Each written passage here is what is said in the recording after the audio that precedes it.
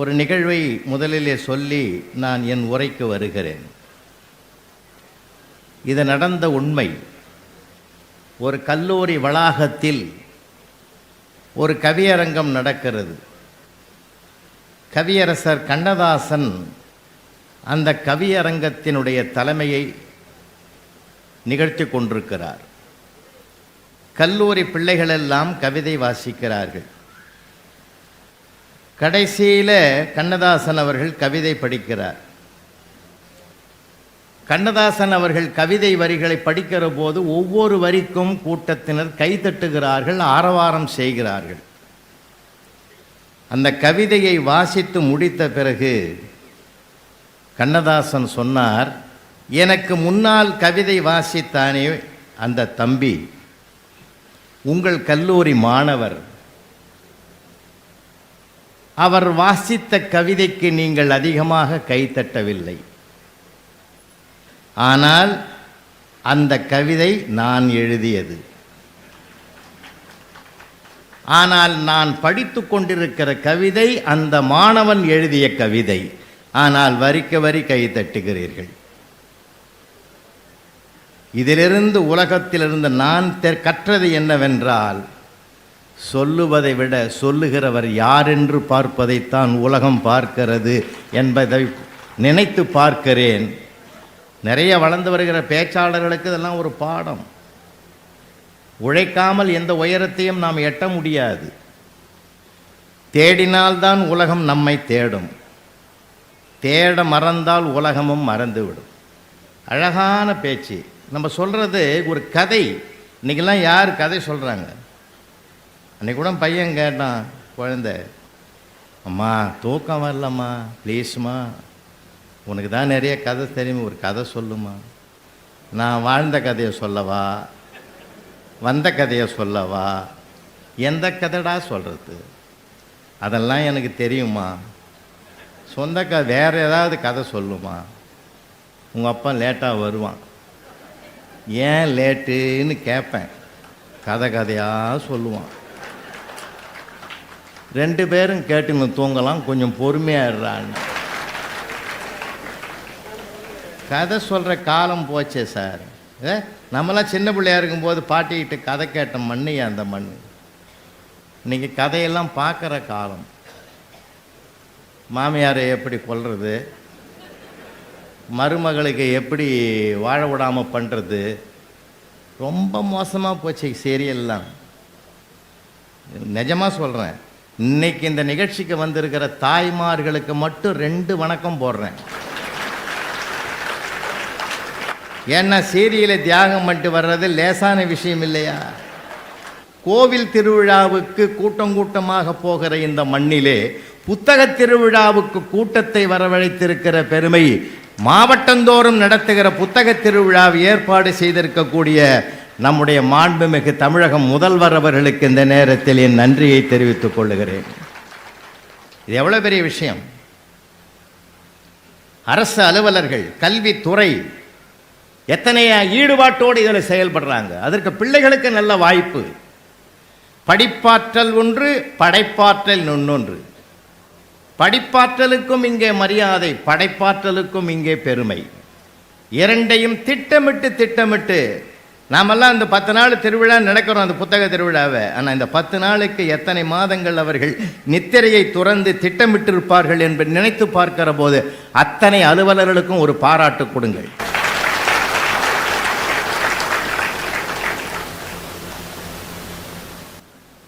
பத்திரிகையில் நிறைய கூத்து நடக்கும். 1947க்கெல்லாம் விடுதலை காலத்துக்கு முன்னாடிலாம் சென்னையில் ஒரு பிரபலமான ஒருத்தரை போட்டு அவர் இறந்துட்டார், காலமாயிட்டார்னு போட்டான். அவர் உயிரோடு தான் இருக்கிறார். இது செய்தி கேள்விப்பட்ட உடனே மறுநாள் பேப்பரில் போட்டான், திருத்தம், மேற்படி மனிதர் உயிரோடு இருக்கிறார் என்பதையும் வருத்தத்துடன் தெரிவித்துக் கொள்கிறோன்னு போட்டான். அதனால் இன்றைக்கி இருக்கிற நிறைய விஷயங்கள் சார், தமிழ் நம்முடைய தமிழை தாய்மொழியாக கொண்டிருப்பதற்கு நம்ம தவம் பண்ணியிருக்கணும். எல்லா மொழியும் அவரவர் மொழி அவரவருக்கு உயர்ந்தது தான். கன்னடமும் கலிதெலுங்கும் கவின் மலையாளமும் துளுமும் உன் உதரத்தை உதித்தெழுந்து ஒன்று பல ஆயிடனும் ஆரியம்போல் உலக வழக்கழிந்து அழியாவும் சீரிழமை திறமையந்து செயல் மறந்து வாழ்த்துதுமேனு நம்ம ஒரு பெருமைக்குரிய மொழி, அவரவர் தாய்மொழி. அதனால தான் சுந்தர தெலுங்குன்னா இல்லையா, கவின் மலையாளம்னா எல்லாம் அவங்கவுங்க தாய்மொழி அவங்கவுங்களுக்கு உயர்ந்தது. ஆனால் நாம் இந்த பிறவியில் தமிழை பேசுறதுக்கு தமிழை எழுதுறதுக்கு பாரதி சொன்னால் எழுத்தும் தெய்வம் எழுதுகோலும் தெய்வம். தெய்வமாக பார்க்கணும் சார் ஒவ்வொரு எழுத்தையும். அதனால் ஒரு புள்ளி எடுத்தாலும் பிரச்சனை, ஒரு காமாவை போட்டாலும் பிரச்சனை, அது போடாட்டாலும் பிரச்சனை. இன்றைக்கி யாருக்கு தெரியுது? எழுதும் போதே நமக்கே தகராறாகுது. தகராறுக்கு எந்த ரா, சின்ன ராவா பெரிய ராவா? பையனே போய் வாத்தியாரை கேட்டிருக்கிறான், சார் எந்த ரா சார் போடுறது? சின்ன தகராறாக இருந்தால் சின்ன ரா போடுறா, பெரிய தகராறாக இருந்தால் பெரிய ரா போடு. பையன் மகா கெட்டிக்காரன், தகராறு சுமாராக இருந்தால் என்ன பண்ணுறது? அவர் சொன்னார் வாத்தியார், பெரிய ராவே கொஞ்சம் சின்னதாக மீடியமாக போடுறாங்க. கல்யாண பத்திரிகையில் புரு பார்க்க போனால் சார் மேலே போட்டிருந்தான் எம்பெருமான் துணைன்னு, புள்ளி இல்லை சார். எவனாவது கல்யாணத்துக்கு வருவான்? வரவே மாட்டான். யம பெருமானே துணைக்கு விட்டுக்கிறான். நிறைய விஷயங்க தப்பாக நினைக்கக்கூடாது. சென்னையில் ஒரு அலுவலகத்துக்கு நான் போயிருந்தேங்க. அங்கே போர்டு எழுதி வச்சிருக்கிறார் சார், உதவி கோட்டை பொறியாளருக்கு காலை காணோம் சார். உதவி கோட்டை பொறியாளருக்கு கால் இல்லை, பட்சா உதவி கேட்ட பொறியாளர்னு இருக்குது. சில இடங்களில் துணைக்கால் போடணும். நமக்கு இப்போ எல்லாம் யாருக்குமே இப்போ போச்சுங்க விஷயம். இவனுக்கு எழுதவே தெரியல, படிக்கவே தெரியல, அப்புறம் எங்கேருந்து புஸ்தகம் வாங்கி வாசிக்க போகிறான்? அதனால் பிள்ளைகளுக்கு தமிழ் உணர்வை முதல்ல ஊட்டுங்க. புத்தகங்களை வாசிக்கிற பழக்கத்தை உருவாக்குங்கன்னு உங்களை காலடி தொட்டு நான் கேட்குறேன். ஐயா, நாங்கள்லாம் படித்ததுனால தான் இன்றைக்கி மேடையில் பேசக்கூடிய அளவுக்கு வந்திருக்கிறோம். நான் இந்த மேடையில் பேசுகிறதுக்கு மிக முக்கியமான காரணம், நான் 36 ஆண்டுகள் நான் பயன்படுத்திய வகுப்பறை. ஏன்னா ஒரு ஆணையோ பெண்ணையோ உலகத்திற்கு உருவாக்கி தருவது 2 இடம், ஒன்று கருவறை, இன்னொன்று வகுப்பறை. 2 இடமும் சரியாக இருக்கணும். சரியாக இருந்தால் ஒரு பையனையோ பெண்ணையோ உலகம் ஒன்றுமே பண்ண முடியாது. இந்த புத்தகங்கள் என்பது சாதாரணமானதில்லை. புத்தகம் அகத்தை புதுமையாக்குவது. ஒரு பக்கத்தில் ஒரு வரி படித்தாலே போதும் சார், அது ஒரு மனிதனை அப்படி புரட்டி போடும். பேரறிஞர் அண்ணா அவர்கள் புற்றுநோயினால் அவதிப்பட்டு அறுவை சிகிச்சைக்காக நாள் குறிக்கப்பட்டது, நேரம் குறிக்கப்பட்டது. அறிஞர் அண்ணா அவர்கள் சொன்னார்கள், இன்னும் ஒரு நாள் ஆப்ரேஷனை தள்ளி போடலாமா? அவர் டாக்டர் நினச்சார், இன்றைக்கி என்னென்ன சந்திராஷ்டமம் இருக்குதோ அல்லது வேறு ஏதாவது இவங்க அதெல்லாம் பார்க்க மாட்டாங்களே, ஏன் தள்ளி போட சொன்னீங்கன்னு கேட்டார். நான் வாசித்து கொண்டிருக்கிற புத்தகம் முடிவதற்கு இன்னும் ஒரு நாள் ஆகும், அதனால் அதை முடித்து விட்ட பிறகு எனக்கு ஆப்ரேஷனை வைங்கன்னாரு. மரணத்தின் எல்லையில் நிற்கிற போது கூட அந்த மனதுக்கு சுகமான அந்த நூலோடு தொடர்பு வைத்திருந்த பெருமிதம் இருக்கிறதே, அதுதாங்க வாசிப்பு. பிள்ளைகளுக்கு நிறைய படிக்க கற்றுக் கொடுக்கணும். ஏன்னா இன்றைக்கி எல்லாமே ரொம்ப தலைகீழ போச்சு. படிக்கின்ற பிள்ளைகள் உருவாகிறார்கள், ஆனால் பண்பான பிள்ளைகள் வருகிறார்களா என்பதுதான் கேள்வியாக இருக்குது. இப்போ எல்லாமே கேள்விக்குறியாகிற இந்த நேரத்தில் பிள்ளைகளுக்கு நல்ல புத்தகங்கள் வாங்கி கொடுங்க. ஒரு பக்கம் 2 பக்கம் அவனை படிக்க சொல்லுங்கள். அதை பற்றி என்னடா படித்தேன்னு பேச சொல்லுங்கள். அதை ஒரு குறிப்பு எழுத சொல்லுங்கள். ஆரம்பத்தில் கேட்க மாட்டான், போக போக கேட்டான்னா அது அவனுக்கு ஒரு ஆர்வத்தை தூண்டி விட்டால் போதும். நான் இன்றைக்கு இருக்கிற நிலைமை அப்படி இருக்குது. அவனுக்கு முதல்ல ரசனை வேணும் சார். நாம் நினைக்கிறோம் எல்லாம் நமக்கு தெரியும், எல்லாத்தையும் நான் ஏராளமாக படிச்சுட்டேன்னு தெரியுமா? ஒன்றும் இல்லை. அதனால தான் நான் சொன்னது, கற்றது கடுகளவு, கல்லாதது மலையளவு இருக்குது, கடலளவு இருக்குது. இன்னும் நம்ம அது ஓரம் கூட போகலை. ஒரு சின்ன பாதி 1330 குறளை எழுதியிருக்கிறாரு. நம்ம மொத்தமும் படிச்சிருக்கிறோமா? அதனால தான் சொல்கிறது ரசனை. எத்தனை கோடி இன்பம் வைத்தாய் எங்கள் இறைவானாம் பாரதி. வாழ்நாள் முழுவதும் வாசித்தாலும் அத்தனை நூல்களையும் படிக்க வயது பத்தாது. இருக்கிற வயதிலாவது நிறைவான புத்தகங்களை வாசித்து அதை மற்றவரிடத்தில் பரிமாறிக்கொள்வதற்கு, வாழ்க்கையில் பின்பற்றுவதற்கு அதை பயன்படுத்தி கொண்டால் வாழ்க்கை வளமாகும். அதனால்தான் வான்கலந்த மாணிக்க வாசகனின் வாசகத்தை நான் கலந்து பாடுங்கால் நற்கருப்பம் சாற்றினிலே தேன் கலந்து பால் கலந்து செழுங்கனித்தின் சுவை கலந்து ஊன் கலந்து உயிர் கலந்து ஒட்டாமல் இனிப்பதுவேன்னு மணிவாசகருடைய திருவாசகத்தை உருகி உருகி படித்த அருட்பிரகாச வள்ளலார் அப்படி படிக்கணும்னு சொல்லி கொடுத்துருக்கிறார். நாம் வேற அது வேற அப்படின்னு நினைக்கக்கூடாது, ரெண்டும் ஒன்றா இருக்கணும். அதுதான் உண்மை. அழகாக சொன்னாங்க கவிதா ஜவஹர். உண்மையிலே அந்த பிள்ளைங்க ஒரு அரங்கம் முழுவதும் சேர்ந்து கைத்தட்டல் கொடுங்க. ஏன்னா இந்த காலத்தில் பெண்மணிகள், எனக்கு அந்த அம்மாவை மேலே ரொம்ப மரியாதை இப்போ கூடி போயிருக்கு. ஒரு 8 நிமிஷம் எனக்கு சேர்த்து கொடுத்துருக்காங்க பற்றியா. எங்கள் வீட்டில் என்னை பேசவே விட மாட்டாங்க சார். அதான் சகோதரியினுடைய பெருமை. அழகான செய்திகள். நானும் பார்த்தேன். ஒரு தேன் கூடு பார்க்குறோம். நீங்கள் நல்லா கவனிங்க. நமக்கு எல்லாமே தெரியும்னு நினைக்கிறோம். தேன் கூட்டை நல்லா நாளைக்கு போய் பாருங்க. அருங்கோணத்தில் தான் இருக்கும் தேன் கூடு. எண்கோணத்திலேயோ நாற்கோணத்திலேயோ தேன் கூடு இருக்காது. நாற்கோணத்திலேயோ எண்கோணத்திலேயோ கட்டினா அந்த தேன் சிந்திடும். அருங்கோணத்தில் கட்டினாதான் சேர்த்து வைக்கிற தேன் சிந்தாது என்ற ஞானம் தேனீக்களுக்கு தெரிந்திருக்கிற விஷயம். அந்த தேனியை சாதாரணமாக சேர்க்குது. அது எத்தனையா லட்சக்கணக்கான பூக்களில் இருந்து கொண்டு வந்து அந்த தேனை சேர்க்கிறது.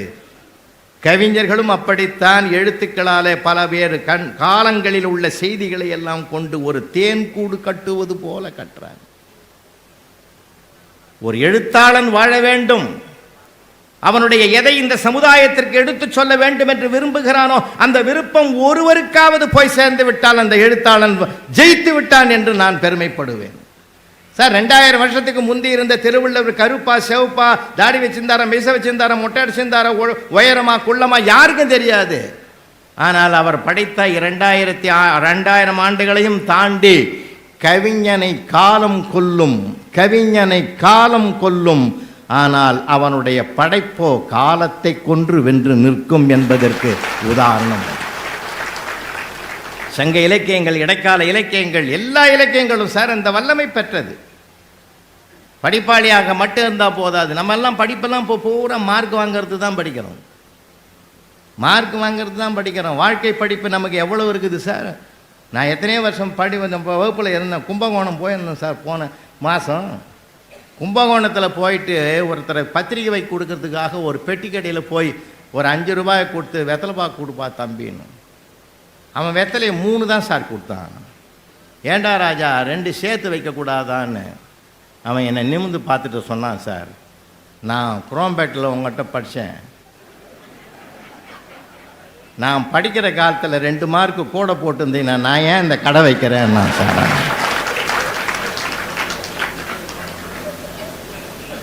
அது அன்னைக்கு கேட்காத விட்டான். அவன் கேட்டுருந்தா கொடுத்துருக்கலாம். எத்தனை வருஷத்துக்கு பிறகு எதிரொலிக்குது பாருங்க சார். நீங்கள் வாழ்க்கையில் நிறைய தெரிஞ்சுக்கணும் சார். வாழ்க்கை அனுபவங்கள் சாதாரணமானதல்ல. படிப்பறிவு வேற, பட்டறிவு வேற. இங்கே மூத்த பெருமக்கள்லாம் நிறைய பேர் இருக்காங்க சார். அவங்களுக்கெல்லாம் எவ்வளவு அறிவு ஞானம் இருக்குன்னு தெரியுமா? அவங்க சொன்ன கேட்கணையா. 60 வயசு தாண்டி 80 இருக்கிறவங்க சொன்னால் இன்னும் தெய்வ வாக்கு. அது நிறைய பேருக்கு அது தெரியல. அவங்க வாக்கு அவ்வளவு. நான் அவங்களுக்கு இன்னொன்று சொல்கிறேன். உங்கள் வாயிலிருந்து வருகிற வார்த்தைகள் அத்தனையும் அடுத்தவர்களை வாழ்த்துவதற்கு உரியதாக இருக்க வேண்டுமே தவிர ஒருவரை கூட குறை சொல்வதற்காக அது வரவே கூடாது. அது தெய்வ வாக்கு. கிருஷ்ண பரமாத்மா சொல்றார், நான் வணங்குகிற 6 பேர்களில் 80 வயது உடைய மூத்தவர், அவரையும் நான் வணங்குகிறேன்றார். வணங்குகிற இடத்துல இருக்கிறவங்க அவங்க. அதனால்தான் குறைஞ்சபட்சம் வாழ்க வளமுடன்ற ஒரு வளமான வார்த்தையாவது சொல்லுவோம். வார்த்தைகளே பலம், வார்த்தைகளே பலவீனம். அதனால்தான் சொல்ற, சுற்றி இருக்கிற குறைகளை நிறைகளாக பார்க்க பழகினாதான் வாழ்க்கையில் எல்லாரும் நம்மளை விரும்புவோம். ஒரு வீட்டுக்கு போகிறோம் சார். போய் உக்காந்த உடனே, ஏன் அந்த சேர் அங்கே போட்டுக்கிற, இந்த டிவி இந்த பக்கம் வச்சிருக்கலாம், அவன் வீட்டில் அவன் ஜவரித்து வச்சுக்கிறான், நீ உட்காந்து போய் 1/2 மணி நேரம் உட்காந்துட்டு போகிற, இதுக்கு எதுக்கு அந்த ஆலோசனை? நிறைய பேர் இப்படி தான் கெட்ட பேர் வாங்கிக்கிறான். என்ன காரணம்? என்ன நம்ம வேண்டாம், நமக்கு தேவையில்லாதது. அந்த குறைகளை பார்க்குற நிறைய அது எதையுமே ரசிக்கணும் சார். அதாவது நம்முடைய திறமை எப்படி இருக்கணும். நான் நிறைய விஷயங்களை உங்களுக்கு கோடிட்டு காட்டணும்னு ஆசைப்படுறேன். 95 வயது வரையிலே ஆரோக்கியமாக நினைவாற்றலோடு இருந்தார் முத்தமிழறிஞர் டாக்டர் கலைஞர் அவர்கள். சாதாரணமான சரித்திரமா? நெஞ்சுக்கு நீதி ஏகப்பட்ட வேல்யூம் சார், ஏகப்பட்ட வேல்யூம். எத்தனை பக்கங்கள் கொஞ்சம் கற்பனை பண்ணி பாருங்க. அவ்வளவும் அவருடைய நினைவாற்றலுடைய அடையாளம் அந்த புத்தகம் சார். அவர் வாழ்நாளில் 2 கோடி பக்கங்கள் கைப்பட எழுதியிருக்கிறார். அடித்தல் திருத்தல் இல்லாமல் எழுதியிருக்கிறார். எவ்வளோ பெரிய விஷயம். நான்லாம் கூட அடிக்கடி நினச்சி பார்ப்பேன் சார். அப்போல்லாம் பஸ்ஸில் போவோம். பஸ்ஸில் போனாலே மனசு கொஞ்சம் கஷ்டப்படும். இந்த லேடிஸ்லாம் உட்கார்ற இடத்துல பார்த்தீங்கன்னா பாவையர் பூவையர்னு எழுதியிருப்பான். இந்த ஆம்பளைங்கள்லாம் உட்கார்ற இடத்துல திருடர்கள் ஜாக்கிரதைன்னு எழுதி வச்சுருப்பான். நானே நினைப்பேன், இப்படி நாம் மொத்த பேரும் அப்படியா? ஆனால் முத்தமிழறிஞர் டாக்டர் கலைஞர் ஆட்சி பொறுப்புக்கு வந்த பிறகு சட்டமன்றத்தில் ஒரு தீர்மானம் கொண்டு வர்றார். எல்லா பேருந்துகளிலும் திருக்குறளை எழுதணும்னு சொன்னார். அதை சட்டமாக்குறார். சட்டமாக்குற போது எதிர்கட்சியில் இருந்த ஆளுங்கட்சியிலிருந்து இவர் பேசுகிறார். எதிர்கட்சியில் இருந்த கருத்திருமன் அவர்கள் காங்கிரஸ்கார் சட்டமன்ற உறுப்பினர் எழுந்து கேள்வி கேட்கிறார். அப்படி பேருந்துகளிலெல்லாம் நீங்கள் திருக்குறள் எழுத வேண்டும் என்றால் நான் சொல்லுகிற இடத்தில் இந்த திருக்குறளை எழுத முடியுமா? சட்டசபையில் கேட்கிறார். பெரியாரை பேணாதொழிகள் பெரியாரால் பேரா இடும்பை தரும் என்ற குறளை கொண்டு போய் பெரியார் வீட்டு வாசல் ராஜாஜி வீட்டு வாசல்ல எழுதணும். எங்க? பெரியாரை பேணாதொழிகள் பெரியாரால் பேரா இடும்பை தரும் என்ற குறளை கொண்டு போய் ராஜாஜி வீட்டில் எழுதணும் வாசல்ல. கற்றதனால் ஆயபயன் என்கொள் வாலறிவன் நற்றால் தொழாரின் என்ற குறளை பெரியார் வீட்டு வாசல்ல எழுதணும். எழுத முடியுமான்னு கேட்குறார்.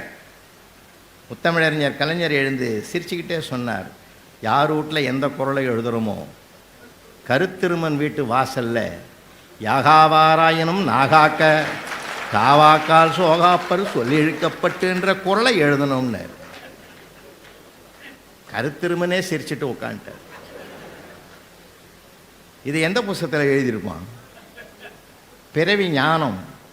அறிவு வேற, ஞானம் வேற சார். நம்ம வீட்டில் இருக்கிற தாய், தாரம், சகோதரி அத்தனை பேரும் பிறவி ஞானம் பெற்றவர்கள்ன்ற முதல்ல நம்புங்க. நமக்கெல்லாம் அறிவு தான், அவங்களுக்கு தான் ஞானமே.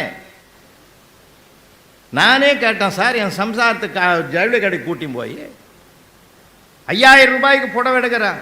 அம்மா உங்கள் அம்மாவுக்கு ஒன்று, அவங்களுக்கும் அதே 5000. எங்கள் அம்மாவுக்கு ஒன்று எடுன 1500. மனசு கேட்கல. ஏம்மா உன் ரேஞ்சுக்கு உங்கள் அம்மாவுக்கு எடுக்கிற, எங்கள் அம்மாவுக்கு அவளை வெறும் 1500. சும்மாரியா, உனக்கு என்ன தெரியும்? எங்கள் அம்மா 2 நாள் கட்டி இருந்துட்டு என்கிட்ட கொடுத்துருவாங்க. உங்கள் அம்மாவுக்கு எடுத்து கொடுத்தா என் நாத்தனாருக்கு தான் கொடுப்பாங்க, எனக்காக கொடுப்பாங்க.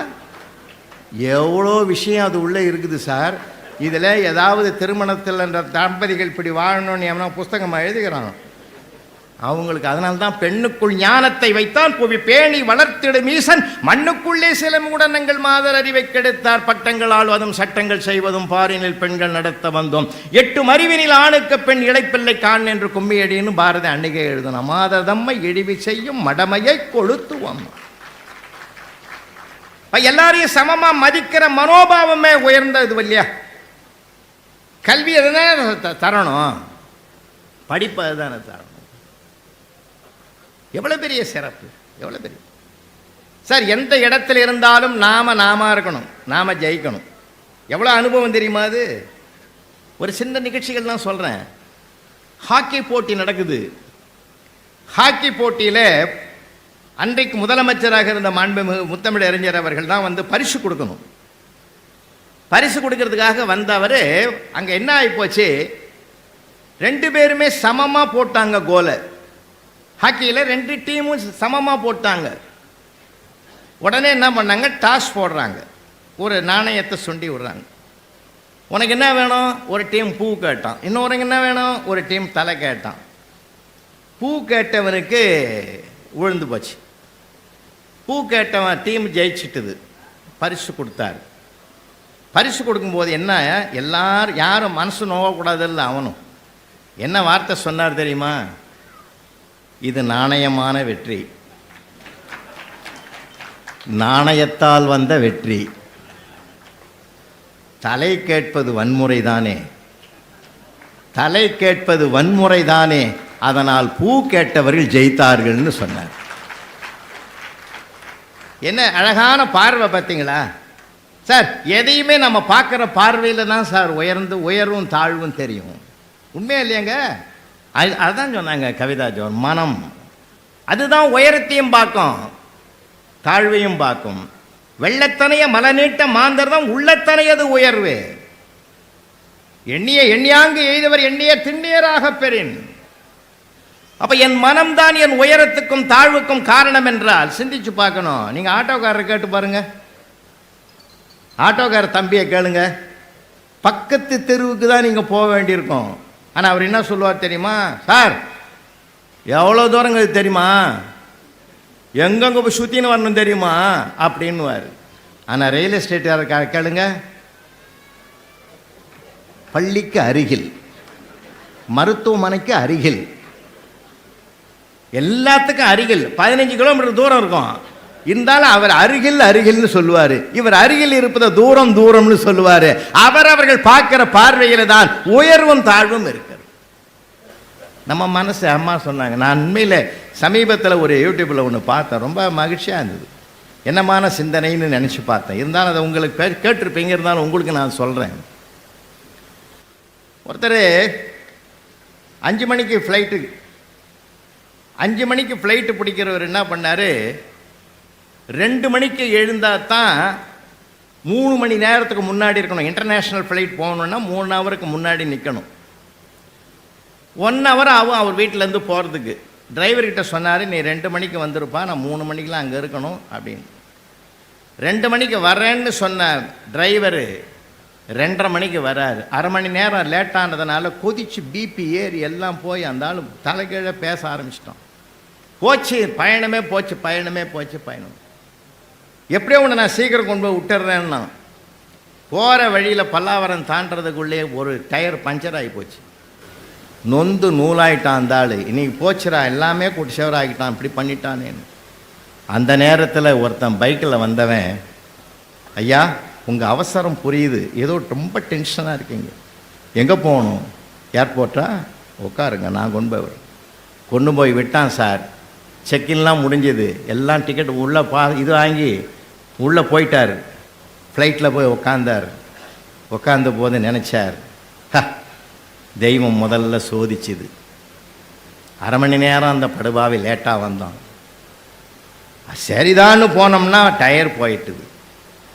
அந்த நேரத்தில் கடவுள் மாதிரி ஒருத்தன் வந்து பைக்கில் கூட்டின்னு வந்தான் பார்த்தியா, உண்மையிலேயே வந்தான்டா எனக்கு கடவுள்னா. ஃப்ளைட்டு பறக்க ஆரம்பிச்சுது, மேலே போச்சு. கொஞ்ச நேரத்தில் பைலட்டு சொன்னார், விமானத்தில் எதிர்பாராத கோளாறு வந்துட்டுது, அவங்கவுங்க தயாராக பாராசூட்டை கையில் எடுங்க, அவங்கவுங்க பொழைச்சிங்கன்னா. அப்போ அவர் நினைக்கிறாரு, லேட்டாக வர்றது மூலமாக கடவுள் எனக்கு உணர்த்தினான், நான் புரிஞ்சிக்கல. டயரை வெடிக்க வச்சு என்னை நிறுத்த பார்த்தான் கடவுள், நான் புரிஞ்சிக்கல. எங்கேருந்தோ ஒருத்தன் யமனாட்டம் வந்து என்னை பைக்கில் கூட்டேன். நான் என்ன சொல்ல வரேன், அரை மணி நேரத்துக்கு முந்தைய அவன் கடவுளாக தெரிஞ்சான், அரை மணி நேரத்தில் அவன் யமனாயிட்டான் சார். இதுதான் நம்ம மதிப்பீடு, இதுதான் நம்ம மதிப்பீடு. எதுவும் எப்போதும் நடக்க வேண்டுமென்றால் நடந்தே தீரும் என்ற ஞானம் எப்பொழுது வருகிறதோ அப்பொழுது அதை மற்றவர்கள் மீது நாம் சுமத்த உட்பட மாட்டோம். இது உண்மை சார். நாம் எதுவாக மாற வேண்டும் என்று சதா நினைக்கிறோமோ நாம் அதுவாகவே மாறுவோம் என்பதுதான் உபனிஷதம் போதிக்கிற சாரம். எல்லாமே சொல்றேன், எல்லாமே புராணங்கள் வேதங்கள் பொய்யல்ல, ஞான பிழிவுகள் மனிதனை வழிநடத்துகிற அற்புத சக்தி வாய்ந்தது. இன்னும் சொல்ல போனால் ஒரு விதைக்குள்ளே ஒரு விருட்சம் விஸ்வரூபமே அடங்கி கிடக்குது. ஒரு அரச மரத்தினுடைய விதையை பாருங்க, ஆலமரத்தினுடைய விதையை கண்ணுக்கே தெரியாது சார். அது ஆனால் அதுக்குள்ளே எவ்வளோ பெரிய ஆலமரம் உள்ளே இருக்குது. ஆச்சரியமான விஷயங்கள் நிறைய இருக்குது சார், ஆச்சரியமான விஷயங்கள் நிறைய இருக்கு. தூக்கணாங்குருவி கூடு கட்டும் பார்த்துறீங்களா? நான் கேட்குறேன், ஏதாவது ஒரு சிவில் இன்ஜினியரை, ஸ்டேட் ஃபஸ்ட்டு வந்த சிவில் இன்ஜினியர்கிட்ட அந்த கூடை கொடுத்துட்டு பிரிக்க சொல்லுங்க பார்ப்போம். அதை அறுபடாமல் பிரிக்க சொல்லுங்க பார்ப்போம். முடியாது சார். எல்லாத்துக்கும் ஒவ்வொரு ஞானத்தை கடவுள் வச்சிருக்கிறான் சார். அதை நம்ம அந்த திறமைகள், திறமை வேற, புத்திசாலித்தனம் வேற, ஞானம் வேற, அறிவு வேற, எல்லாத்தையும் வேறுபட்ட நிலையில் வெறும் நம்ம படித்தால் அறிவே ஞானமாக மாறணும். பட்டறிவு வேற, படிப்பறிவு வேற. அந்த பட்டறிவில் இருக்கிற உண்மைகளை நம்ம நிறைய படிக்கணும் சார், பிள்ளைகளுக்கு தெரிஞ்சுக்கணும், சொல்லணும். இன்னொரு நிகழ்வை நான் உங்களுக்கு நினைவுபடுத்துறேன். பேரறிஞர் அண்ணா அவர்கள் எதிர்கட்சி தலைவராக உட்கார்ந்திருந்தது உங்களுக்கு பல பேருக்கு தெரியும், மூத்தவர்களுக்கு தெரியும், இருந்தால் நினைவுபடுத்துறேன். எதிர்கட்சி தலைவராக உட்கார்ந்திருக்கிறார் சட்டமன்றத்தில். ஆளுங்கட்சியாக இருப்பது அன்றைக்கு காங்கிரஸ் கட்சி ஆளுங்கட்சியாக இருக்கிறது. மாண்புமிகு சி. சுப்பிரமணியம் அவர்கள் எழுந்து 1 மணி நேரம் ஒரு விவாதத்துக்கான உரையை நிகழ்த்துகிறார். நிதி பற்றிய உரையை நிகழ்த்தி முடித்த பிறகு ஆளுங்கட்சியாக காங்கிரஸ் பெருமக்கள் எல்லாம் அமைதியாக இருக்கிறார்கள். ஆனால் பேரறிஞர் அண்ணாவால் பொறுத்து கொள்ள முடியவில்லை. மெத்த படித்த மேதை எழுந்தார்.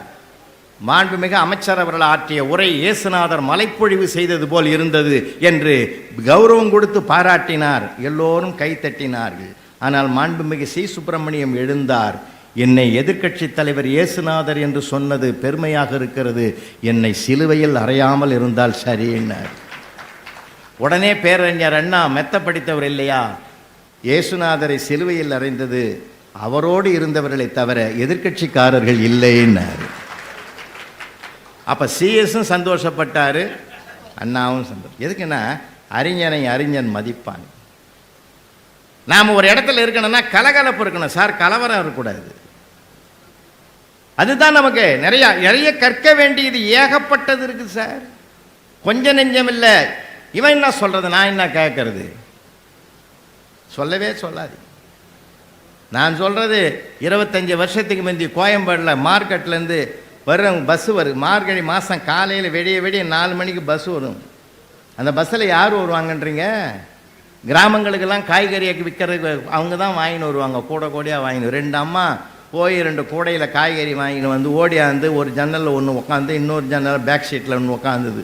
நம்மால் ஒருத்தன் மூட்டையில் கட்டின்னு அந்த காய்கறியை தூக்கின்னு பின் சீட்டில் 3 பேர் தான் உட்காந்தான். சரி டைம் ஆகி போச்சு, ஃபஸ்ட்டு சிங்கிள் 3 பேராவது இருக்கிறானே, நான் லக்கேஜ் போட்டுருவோன்னு சொல்லி டிரைவருக்கு விசில ஊதினார். வண்டி புறப்பட்டுட்டுது. ஒரு 5 நிமிஷம் இருக்கும். மார்கழி குளிர், காற்று உசுன்னு அடிக்குது. முன்னாடி உட்காந்து அம்மா சொல்லுது, கண்டுட்டுருங்க வா, இந்த ஷட்டரை மூடு, இந்த காற்று அடிச்சா நான் எனக்கு உசுறு போடும், மூடுன்னுது. மூட்டிட்டான். பின்னாடிக்கிறவன் அந்த அம்மா கத்துது, இன்னும் அவ சொல்லிட்டா மட்டும் நீ மூடிடுற அந்த ஷட்டரை, திரையா காற்று இல்லாத ஏன் உயிர் போடும் போலக்குது திறன்னு. அவனுக்கா ஃபஸ்ட்டு சிங்கிள்லே என்னடா தகராறு, இப்போ அவன் மூடுறதா திறக்கிறதான்னு அவன் யோசிக்கிறான். பின்னாடி இருந்த நம்மால் சொன்னான், ஒரு 5 நிமிஷம் மூடு, ஒன்று போகட்டும், இன்னொரு 5 நிமிஷம் திற, இன்னொன்று போகட்டும், நிம்மதியாக போகலாம், அதுக்கு ஏன் நீ டென்ஷன் ஆகிறேன்னா.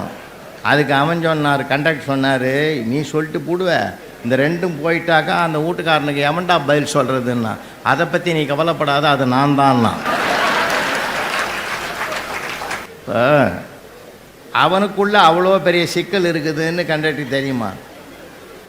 அவர் விசாரணை பண்ணி என்கொயரி பண்ணி ஏற்றுறாரு. நீங்கள் எல்லார்கிட்டையும் டக்குன்னு அவசரப்பட்டு எதையுமே பேசிடக்கூடாது. உலகம் இப்போ யாராக இருந்தாலும், மகளாக இருந்தாலும், மகனாக இருந்தாலும் இப்போல்லாம் அறிவுரை சொல்கிற வேலையே கிடையாது சார். ஆசிரியர்கள் நம்ம படிக்கிற காலத்துலலாம் இருந்தது நிலைமை வேறு. இப்போ வாத்தியாருங்க படுற பாடு இருக்குது, கொஞ்சம் நெஞ்சம் கிடையாது. உண்மைங்க. சேலத்துலேருந்து ஒரு வாத்தியார் போன வருஷம் கூட எனக்கு ஒரு ஃபோன் பண்ணார் சார். 6ஆம் கிளாஸ் பையன் ஒருத்தங்கிட்ட படுத்தினான் சார், என்ன மனசே கஷ்டமாகுது. என்ன சார் படுத்தினான்னு? ஒரு நல்ல குடிமகனுக்கு எதிராக வேணும்னு கேட்டேன், ஊருகான்ட்டான் சார். நான் கேட்குறேன், அந்த ஆசிரியர் என்ன பாடுபட்டிருப்பார்? அவராக சொல்லுவார், சார் இன்றைக்கி ஆசிரியர்களுக்கு கஷ்டமான சூழ்நிலை சார், விளையாட்டுக்கு சொல்லலை, எவ்வளோ நெருக்கடியை சமாளிக்கிறாங்க தெரியுமா? நாங்கள்லாம் கூட ஜெயிச்சுட்டு வெளியில் வந்துட்டோம். இப்போ இருக்கிற நெருக்கடி அவங்ககிட்ட அணுகுமுறையை அவங்க மாற்றிக்கிறாங்க. இப்போ அதிகாரம் பண்ண முடியாது சார், அணுகுமுறை அன்பை தான் கையில் எடுக்கணும்.